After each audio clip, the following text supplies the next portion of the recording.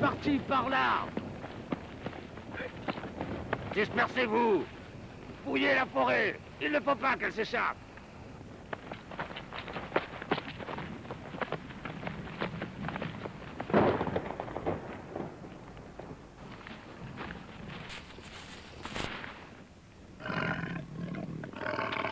Tu as vu quelque chose? Encore des traces. Là-bas, regardez, une grotte.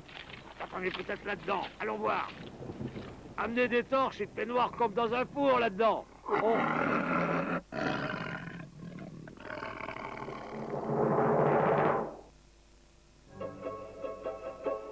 Norma, de son vrai nom Norbert Morandière, est le créateur de nombreuses séries et personnages de bande dessinée, parmi lesquels on retrouve Capitaine Apache, Peter Horn ou encore Le Bossu, sa dernière création en date.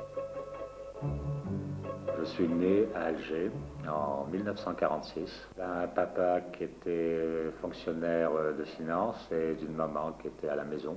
Donc j'ai vécu en Algérie jusqu'à l'indépendance, c'est-à-dire 1962. Ce qui m'a marqué, c'est la guerre d'Algérie, forcément, puisque je l'ai vécu peut-être de la pire manière, c'est-à-dire avec les yeux d'un enfant. J'ai cru que ça ne m'avait pas marqué pendant longtemps, et puis en fait, à partir de la trentaine, je me suis aperçu que ça m'avait profondément marqué. Je garde une certaine aversion pour l'hyperviolence. C'était ma sœur qui avait 12 ans de plus que moi, qui me lisait des magazines comme Zorro, Tarzan, etc. Et puis à 8 ans, j'ai dû avoir une maladie d'enfant infantile quelconque, et mon père m'a offert un album, un recueil du journal Tintin, et j'ai découvert donc Jacob, la marque jaune, et en même temps une bande de Finken qui s'appelait Le Chevalier Blanc, qui était une bande de Moyen-Âge. Et je crois que c'est les deux choses qui m'ont marqué, et à partir de ce moment-là, j'ai dit je serai dessinateur de bande dessinée.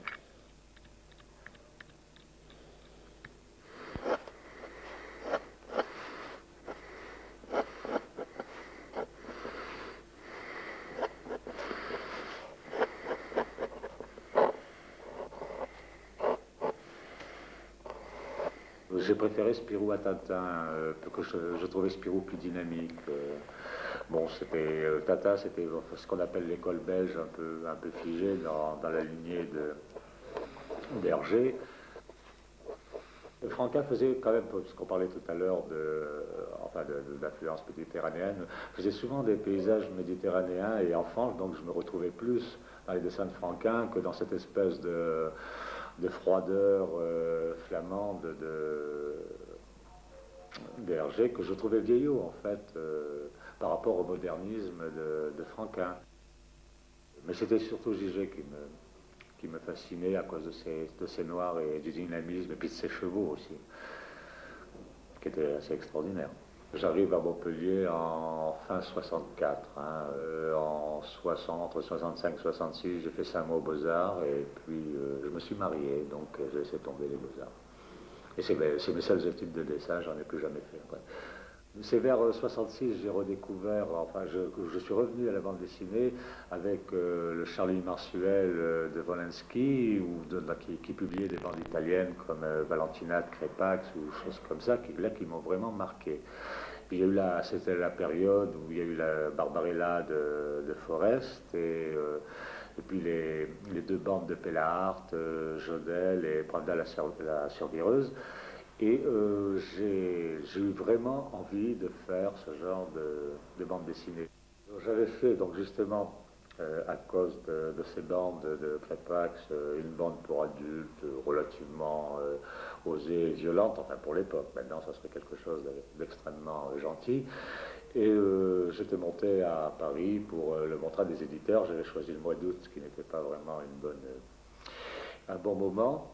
Mais enfin bon, j'avais rencontré Losfeld qui m'avait encouragé. Et curieusement, avec ça, j'ai trouvé du travail dans la presse catholique. Dans les années à peu près 70 ou 72, j'ai rencontré Giraud. J'avoue qu'avant Blueberry, je connaissais vaguement ça m'intéressait, mais pas au point d'en faire ma bande préférée. Et puis quand il a corrigé mes dessins, quand il a commencé à m'expliquer le montage d'une page, les cadrages, j'étais tellement subjugué que là, oui, je suis devenu vraiment un fan du personnage. Parce que bon, Pajero, c'est aussi quelqu'un d'extrêmement gentil, qui est très pédagogue, même s'il est un peu rude hein, dans ses critiques, qui vraiment fait partager l'amour qu'il avait pour cette manière de dessiner. Et je suis arrivé à un moment où Pilote ne voulait plus de réaliste, donc, et puis il n'y avait pas grand-chose à faire. Bon, puis deuxièmement, il ne prenait pas de débutants, hein. Il fallait quand même avoir déjà une certaine carrière. Bon, je dessinais pas trop bien non plus à cette époque-là. Donc la seule chose que je retire de Pilote, c'est une rencontre avec Goscinny, et qui m'a dit surtout ne laissez passer aucun travail dans n'importe quelle publication, car l'important c'est d'être publié pour pouvoir corriger son travail. Et même si c'est des publications qui ne sont pas très reluisantes, n'hésitez pas, voilà, c'est un conseil, c'est le seul conseil que Goscinny m'a donné, mais je ne l'ai jamais oublié. Et donc ça a duré, cette espèce de semi-professionnalisme a duré jusqu'en à peu près vers le milieu 74. Pour Le Vaillant, j'avais fait une petite histoire courte, enfin une histoire de 10 pages qui s'appelle Le Chevalier ensorcelé sur Mario Olivier. Ça leur avait plu, et donc quelques mois plus tard, ils m'ont proposé de me confier Capitaine Apache, qui était prévu d'avance comme une série vedette du journal. Mais en fait, c'était quand même la première fois où Vaillant confiait une série à quelqu'un qui n'avait pratiquement jamais rien fait. Ça n'était jamais arrivé avant, surtout un réaliste. Puis Gadget voulait raconter la lutte des Indiens dans la seconde moitié du 19e siècle, et voulait prendre Geronimo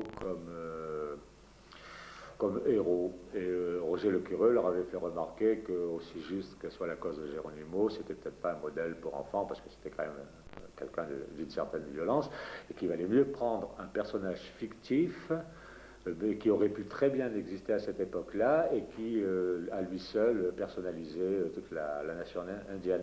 Dans l'esprit de Lecureux, il ne restait pas enfant très longtemps, il devenait très vite adulte, il se mariait, et il se dégradait physiquement en même temps que la nation indienne se dégradait par l'alcool, par la maladie, puisqu'il devait perdre le pouce de la main droite. Et puis c'est la direction qui a bloqué le système, qui était pourtant très intéressant, pour le faire rester enfant le plus longtemps possible. Le but de la série Capitaine Apache, c'était de faire prendre conscience aux enfants des années 70 que ce qu'on appelle pudiquement les guerres indiennes était en fait un génocide plus ou moins organisé, et à partir d'une certaine époque tout à fait organisé. Moi, ce que j'espérais, c'est que dans les écoles, tous les enfants voient Capitaine Apache dans leurs petits camarades qui n'étaient pas tout à fait comme eux, quoi. C'était vraiment une volonté de ma part. Roger Lecureux, ça a été le rédacteur du journal de Vaillant hein, dans les années 50. Bon, c'était ce qu'on appelait avec un pilier du journal, puisque avec Olivier, ils assuraient quasiment la totalité des bandes réalistes. Bon, c'est quelqu'un qui a créé énormément de choses, c'est quand même celui qui a créé Rahan. Bon, c'est un raconteur d'histoire né, et il a cet avantage, c'est que quand il écrit pour les enfants, il a l'âge de ses lecteurs, et ce qui fait qu'il fait mouche à chaque fois, parce qu'il sait leur dire ce qui va leur plaire, ce qui va les émouvoir, et c'est son grand talent. Et tout ça parce que ces malheureux avaient la peau cuivrée. Tout ça pour permettre à des types décivilisés de s'emparer de leur terre. J'ai honte, Johnny. J'ai honte de ma race. Je crois que j'aurais préféré combattre du côté des ombres rouges, sous ce signe. Attention! C'est Yann Blanc. J'aurai ta peau avant de mourir. Tom! C'est drôle. Je serais tout de même mort à leur côté. Mais je n'aurais pas eu ta chance, Irlandais. Je n'aurais pas eu le temps d'épouser une de leurs filles, comme je le rêvais. Viens, petit papouze, rentrons. Les longs couteaux sont des monstres, père. Cela en était au Canada.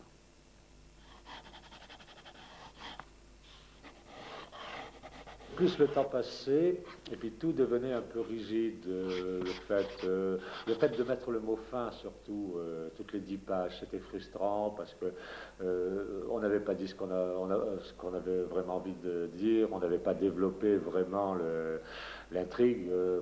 Alors déjà, il y avait 2 ou 3 pages de bouffées pour la présentation de l'histoire, il fallait conclure. Et ce qui était surtout contraignant, c'était ce problème des 10 pages. Si ça avait été des histoires à suivre, enfin, ou des histoires en 46 pages, je pense que de ma part, la lassitude serait venue moins vite. Le problème dans ce métier, c'est qu'on finit toujours par se retrouver en procès avec un éditeur. Bon, à Vaillant, ils ont commencé à avoir des gros problèmes financiers vers 85, 86, et ils ont que qu'en se débarrassant de leurs dessinateurs vedettes et en prenant des bandes faites en Espagne, dans des studios, le journal se vendrait aussi bien et ça leur coûterait moins cher. Donc ils ont décidé de virer les gens comme des malpropres. Moi, je l'ai mal pris. Et donc je les ai attaqués en justice.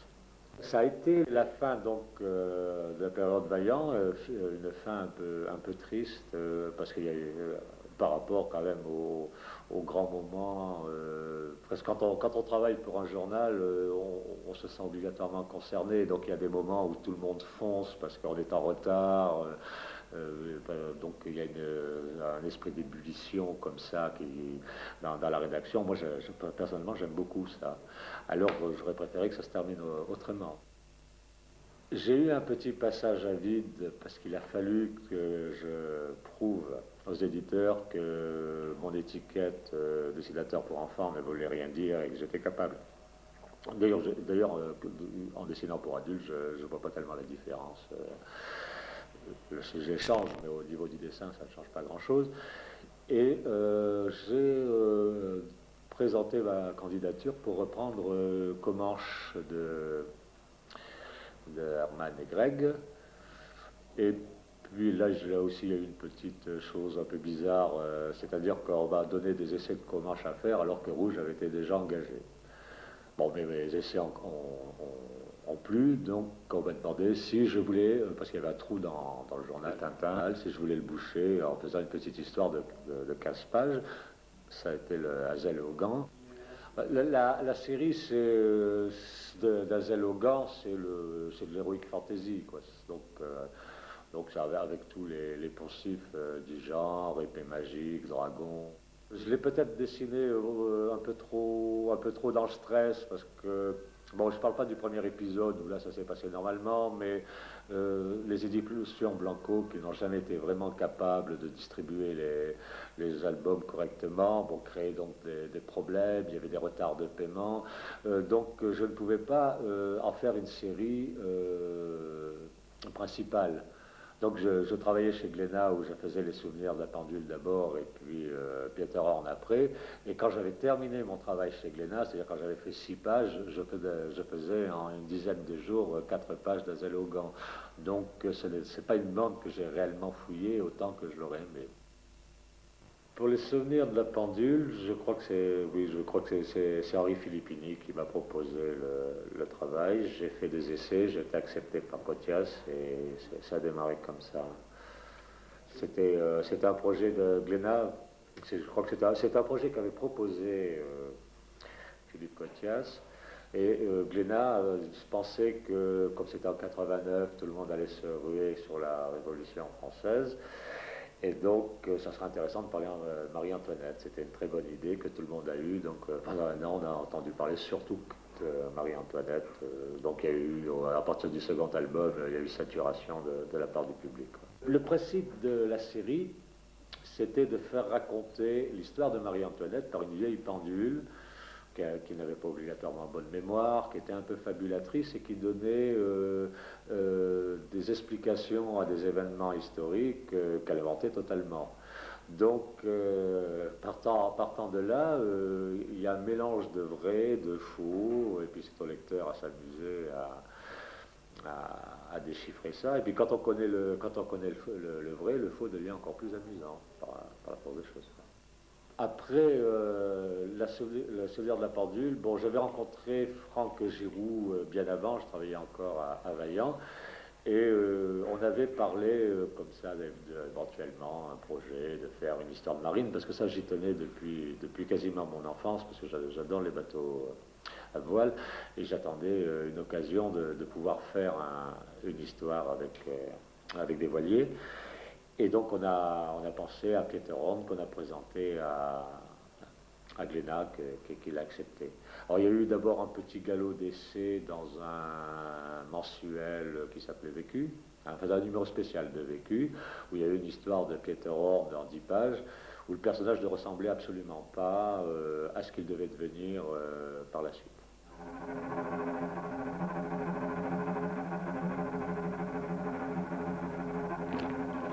Et alors, il a mordu le requin. Ah ah ah! Godinel, la ronde des nuits. Et cette autre fois où il était... Attends, j'ai vu une ombre. Bah, un chien en maraude.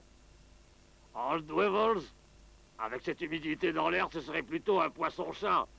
Ah, ah, ah, ah.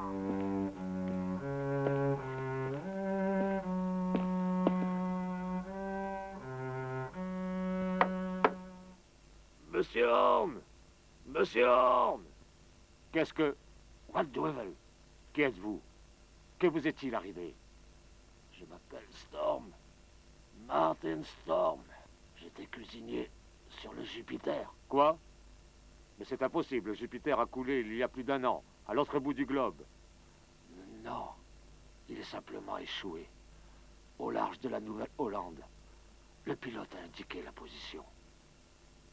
Mais vous vous moquez de moi, cette carte est complètement fantaisiste. Et d'abord, qui vous a donné mon adresse? Ganzerik, le capitaine du Jupiter. Ganzerik? Où est-il? Et pourquoi ne pas être allé directement au bureau de la compagnie? Parce qu'ils doivent les surveiller. Qui ça, ils? Mais eux, les... Ah. Stop! Et vous, assassin, arrêtez! À chaque scénariste correspond une manière de travailler différente. Franck, c'est une collaboration, c'est-à-dire qu'on échange des idées, il me propose son texte, on en discute, je lui demande des changements si telle ou telle chose ne me plaît pas ou une amélioration. Et ça, je pense que c'est la bonne manière de travailler parce que le problème de la bande dessinée, c'est que ça se fait dans l'urgence, ce n'est pas quelque chose qui est mûrement réfléchi. Et dans ce cas-là, le dessinateur devient le recul qui manque au scénariste et vice-versa, puisque moi, systématiquement, j'envoie des photocopies de mes dessins au scénariste qui a le droit de me faire changer tout ce qu'il veut s'il le juge nécessaire. François Cortegiani m'a proposé de dessiner une histoire qui se passait dans le Japon médiéval.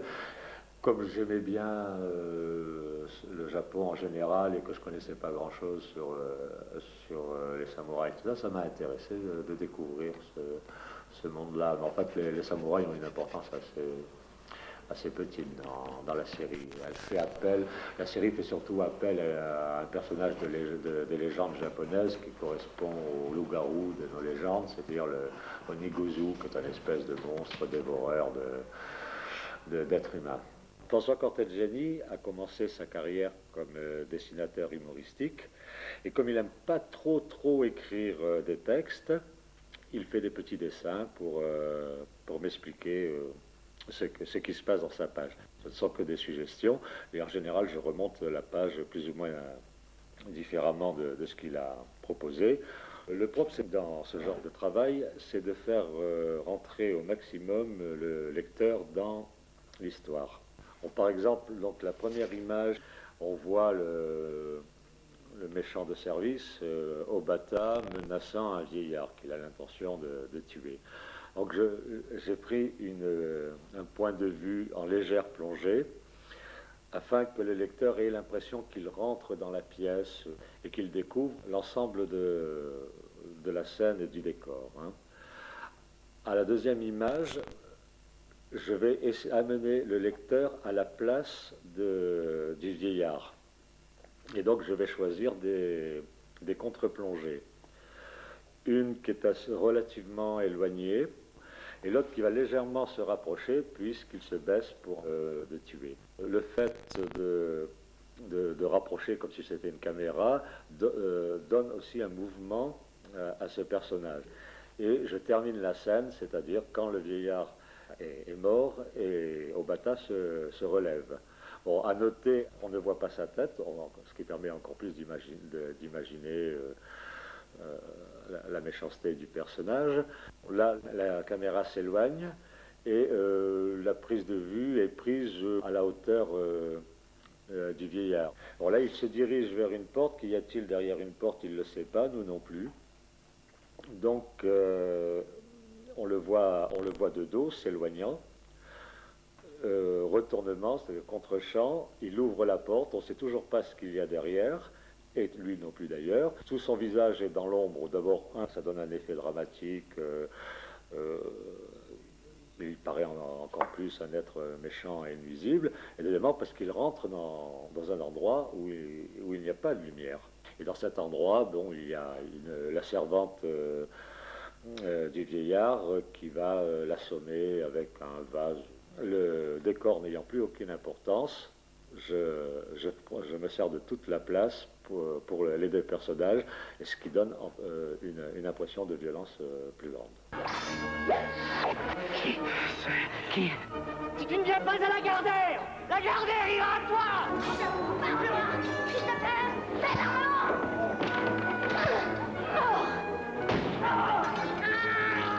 Combien de fois faudra-t-il trouver pour que tu meurs? Les amis, voilà votre nouveau bossu. Allons, canaille, en garde.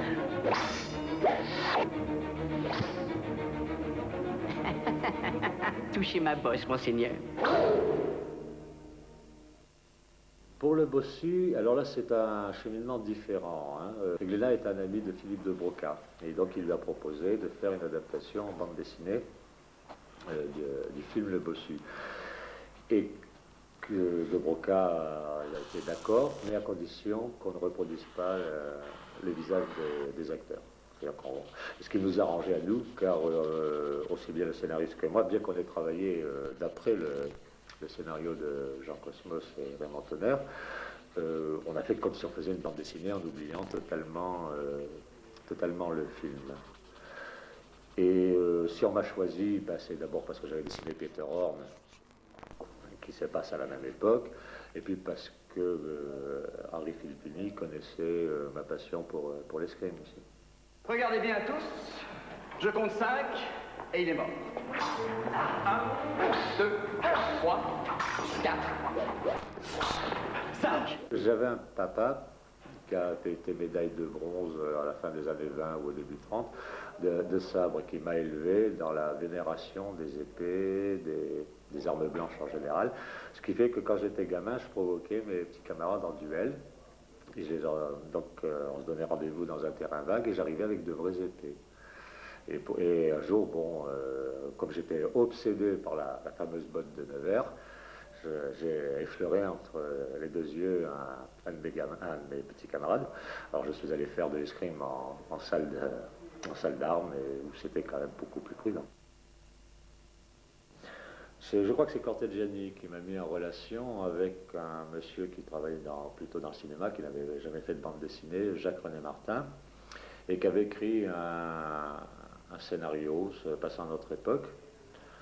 Nous avons énormément travaillé tous les deux pour l'affiner, et ça donne donc une première histoire en 2 albums, avec comme héros un jeune homme qui s'appelle Henner, qui apprend le jour de ses 18 ans que son père, qu'il croyait mort, n'est pas mort, mais prisonnier dans une secte tout à fait imaginaire, dirigée par une espèce de déesse qui s'appelle Ibrab, et en compagnie d'une jeune brésilienne qui a des dons paranormaux. Il part donc à la recherche de son père. Donc c'est une série d'aventures avec légèrement matinée de fantastique. Et en fait, je me rends compte au fur et à mesure que je fais des sujets que dans le fond, je réalise tous mes rêves d'enfant. Ma passion pour l'histoire, c'est venu justement dans Spirou, il y avait des récits qu'on appelait les belles histoires de l'oncle Paul, qui racontaient un fait historique. Et ma passion pour l'histoire est venue de là, et c'était pas mal fait. C'était dessiné par des gens qui sont tous devenus de grands dessinateurs par la suite. Et c'était assez intéressant parce que quand à l'école on nous parlait du sujet, on avait la vision des costumes, des choses comme ça. Et je commençais à m'intéresser donc à l'histoire du costume. Je m'en fabriquais avec tout ce qui me tombait sous la main. Et donc en fait c'est une passion enfantine. Mais je me rends compte que tout ce que je traite, en fait je ne fais que réaliser mes rêves d'enfant.